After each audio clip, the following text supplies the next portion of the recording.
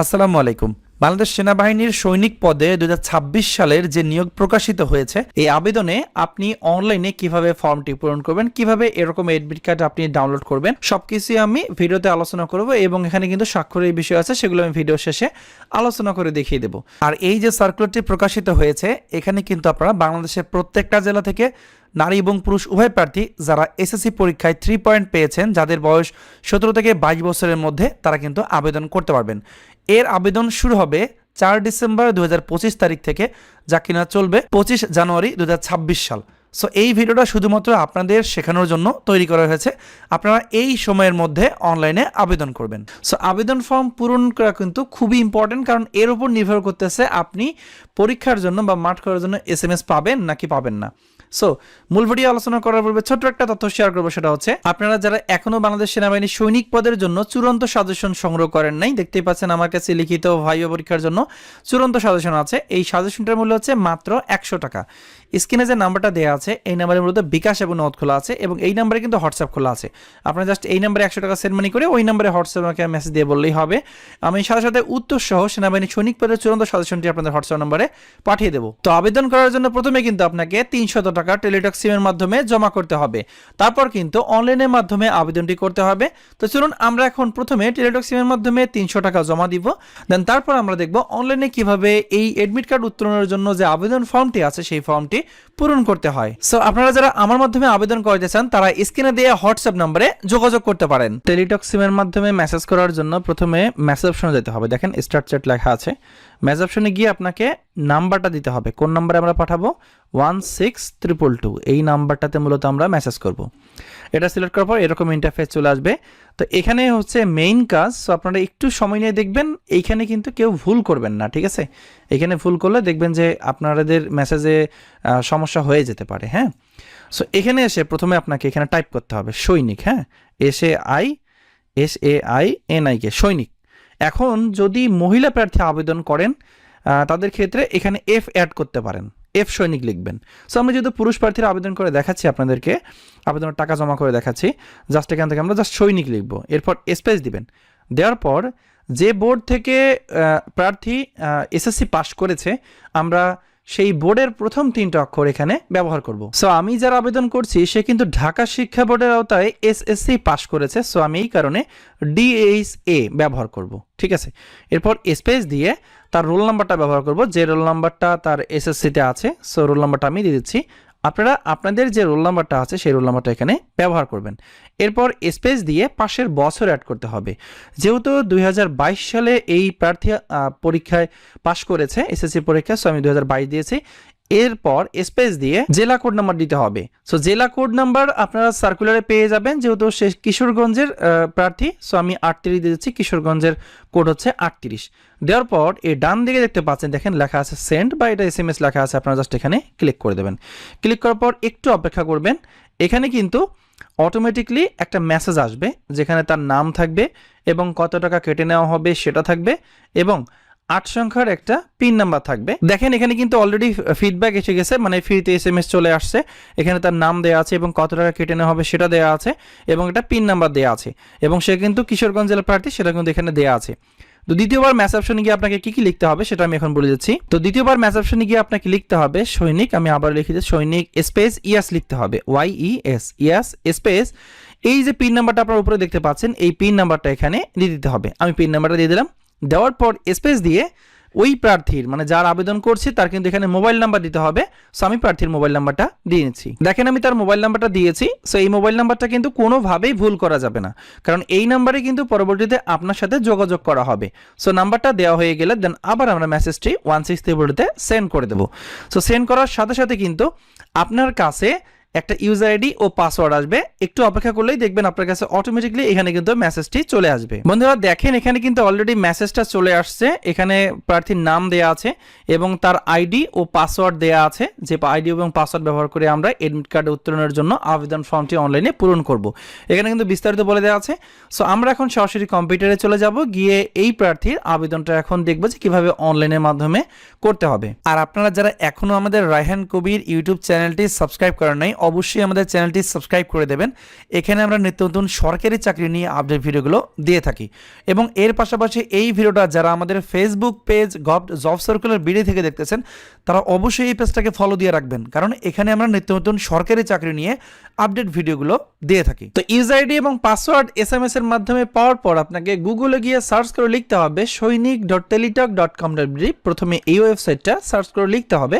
So এখানে দেখতে পাচ্ছেন প্রথমে যে অপশনটা আসবে বাংলাদেশ আর্মি সৈনিক রিক্রুটমেন্ট, এটা হচ্ছে ওয়েবসাইট। এই ওয়েবসাইটটাতে ঢুকে যাবেন। এই ওয়েবসাইটটাতে আসার পর দেখবেন বাংলাদেশ আর্মি সৈনিক রিক্রুটমেন্ট চলে আসবে। এখানে এসে আমরা জেনারেলে ক্লিক করে দেবো। জেনারেলে ক্লিক করার পর দেখতেই পাচ্ছেন বাংলাদেশ আর্মি সৈনিক রিক্রুটমেন্ট 2025 এই অপশনটা চলে আসছে। এখানে এই যে ক্লিক টু অ্যাপ্লাই এই অপশনটিতে ক্লিক করে দেবেন। এখানে ক্লিক করার পর কিন্তু আপনার অ্যাপ্লিকেন্ট ভেরিফিকেশন করতে হবে, মানে একটু আগে যে আইডি এবং পাসওয়ার্ড পেয়েছেন সেই আইডি এবং পাসওয়ার্ড ব্যবহার করে কিন্তু আপনাকে এখানে লগ ইন করতে হবে।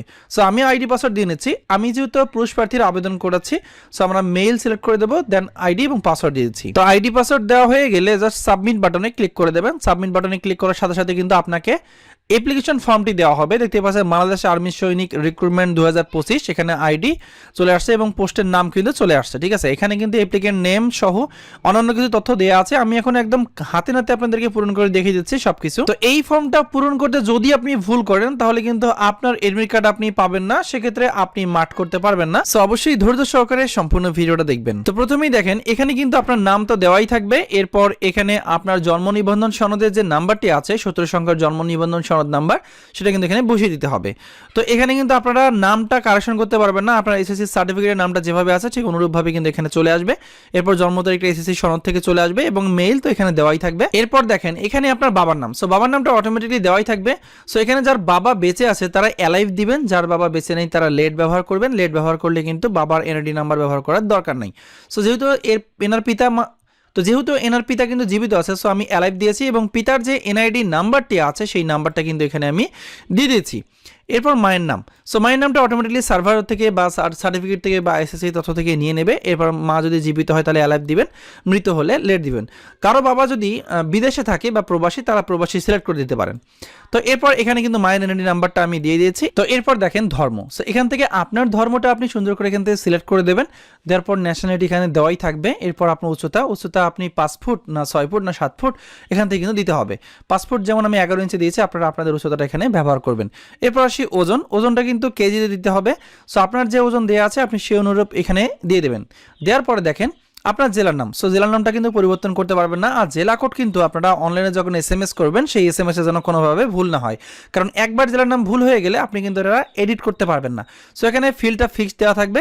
এরপর থানার নামটা আপনারা এখান থেকে সিলেক্ট করে দেবেন। দেওয়ার পর পোস্টাল কোড, আপনার পোস্ট কোড দেখবেন আপনার বাবা মায়ের এনআইডি কার্ডের পিছনে কিন্তু দেওয়া থাকবে, আপনারা ওখান থেকে আপনাদের পোস্টাল কোডটা এখানে সুন্দর করে দিয়ে দেবেন। এরপর আপনার গ্রামের নাম দিতে হবে, সো আপনি আপনার গ্রামের নামটা সুন্দর করে দিয়ে দেবেন। এরপর হাউস নাম্বারটা এটা নট অ্যাপ্লিকেবল বা NA অপশনটি ব্যবহার করবেন। এরপর এখানে কিছু প্রশ্নের উত্তর কিন্তু আপনাকে দিতে হবে, যেমন ইতিপূর্বে আপনি কোনো অপরাধের দায়ে ফৌজদারি মামলায় সাজাপ্রাপ্ত হয়েছেন কিনা, এখানে নো ব্যবহার করবেন। বাকিগুলো কিন্তু একটু পড়ে নেবেন, তবে এখানে সকল প্রশ্নের উত্তর কিন্তু নো ব্যবহার করবেন। এরপর আসে শিক্ষাগত যোগ্যতা তথ্য, সো এখানে এডুকেশন কোয়ালিফিকেশন দেওয়া আছে। এসএসসি তথ্যটা কিন্তু এখানে অটোমেটিক চলে আসবে। ঠিক আছে, সো এসএসসি সার্ভার থেকে এটা নিয়েছে। এরপর যদি আপনি এইচএসসি পাস করে থাকেন সেক্ষেত্রে আপনি এইচএসসি তথ্যটা এখানে সুন্দর করে দিয়ে দিবেন। এরপর আরও 3টা প্রশ্নের উত্তর আপনাকে দিতে হবে। তো এখানে এই প্রশ্নের উত্তরগুলো, সো 3টা প্রশ্নের উত্তর অবশ্যই ইয়েস দেবেন। আমি একটু পড়ে শোনাচ্ছি। সৈনিক পদে ভর্তির ক্ষেত্রে আর্থিক লেনদেনের জড়িত হওয়া ও দালাল সম্পর্কিত হওয়া দণ্ডনীয় অপরাধ। ভর্তি পরীক্ষার সময় কিংবা ভর্তি পরীক্ষার পরেও এ বিষয়ে জানা গেলে প্রার্থীকে চূড়ান্তভাবে অযোগ্য ঘোষণা, ভবিষ্যতে পরীক্ষায় অংশগ্রহণে নিষিদ্ধ করা এবং কখনো কখনো দ্বন্দ্বসহ বহিষ্কার করা। এই বিষয়ে আপনি কি অবগত, আপনি কি জানেন? আমি এটা ইয়েস দিয়েছি। সো পরবর্তী প্রশ্নগুলো আপনারা একটু পড়ে নিয়ে ইয়েস দিয়ে দেবেন। এরপরে আসি ছবি। সো ছবির ক্ষেত্রে কিন্তু এখানে বলে দেয়া আছে 300x300 পিক্সেল এবং ছবি সাইজ হতে হবে 100 কিলোবাইটের মধ্যে। সো আমি ছবি সাইজ অলরেডি রেডি করে রেখেছি, জাস্ট সিলেক্ট ফটোতে ক্লিক করে আপনারা ছবিটা এখানে আপলোড দিয়ে দেবেন।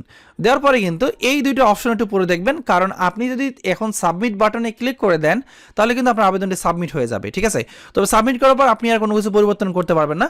সাবমিট করার আগে ভালোভাবে দেখে নেবেন যে আপনার ডাটাগুলো সবকিছু ঠিকঠাক মতো আছে কিনা। সো আমি যেহেতু সব ডাটা সুন্দরভাবে এন্ট্রি দিয়েছি, সো আমি এখন সাবমিট দিয়ে দেবো। জাস্ট সাবমিট বাটনে ক্লিক করে দিচ্ছি। সাবমিট বাটনে ক্লিক করার সাথে সাথে কিন্তু আমার কাছে অলরেডি চলে আসছে congratulations application submitted successfully. So আবেদনটি সফলভাবে সাবমিট হয়েছে। তো এখানে দেখেন অলরেডি আমাকে এডমিট কার্ড দেওয়া হয়েছে, জাস্ট এই ডাউনলোড বাটনে ক্লিক করলে আমাদের এডমিট কার্ড ডাউনলোড হয়ে যাবে। দেখেন এখানে লেখা আছে বাংলাদেশ আর্মি সৈনিক রিক্রুটমেন্ট 2025, পোস্ট নেম কিন্তু জিডি চলে আসছে, এখানে কিন্তু ছবি দেওয়া আছে। সো এখান থেকে আমরা জাস্ট ডাউনলোড বাটনে ক্লিক করে আমরা এডমিট কার্ডটি ডাউনলোড করে নেব। দেখতেই পাচ্ছেন এটি হচ্ছে বাংলাদেশ সেনাবাহিনী আর্মির যে সৈনিক রিক্রুটমেন্ট 2025-এর এডমিট কার্ড সেটি। সো এই এডমিট কার্ডে কিন্তু আপনার নাম, পিতার নাম সহ যাবতীয় তথ্যগুলো দেওয়া থাকবে এবং আপনার রোল নাম্বার দেখেন অলরেডি এখানে রোল নাম্বার কিন্তু চলে আসছে। আর আপনার যেদিন পরীক্ষা হবে তার ঠিক 72 ঘন্টার পূর্বে কিন্তু আপনাকে SMS করে জানিয়ে দেওয়া হবে আপনার মাঠ কোথায় হবে এবং আপনাকে কি কি সাথে নিয়ে যেতে হবে। সো আশা করি আপনারা বিষয়টা বুঝতে পেরেছেন। আর এই এডমিট কার্ডটা কিন্তু অবশ্যই আপনাকে 2টা কপি প্রিন্ট করে রাখতে হবে, কারণ এই কপিটা পরবর্তীতে আপনার অবশ্যই প্রয়োজন হবে। সো আপনারা 2টা কালার কপি করে রাখবেন। তো বন্ধুরা, এই ছিল বাংলাদেশ সেনাবাহিনীর আর্মির সৈনিক পদের আবেদনটি অনলাইনে কিভাবে সাবমিট করতে হয়, কিভাবে টাকা জমা দিতে হয়, সবকিছু কিন্তু আমি ভিডিওতে দেখিয়েছি। এরপরেও যদি কারো কোনো প্রশ্ন থাকে তাহলে অবশ্যই কমেন্টে জানাবেন। ধন্যবাদ সবাইকে, ভালো থাকবেন সবাই, আসসালামু আলাইকুম।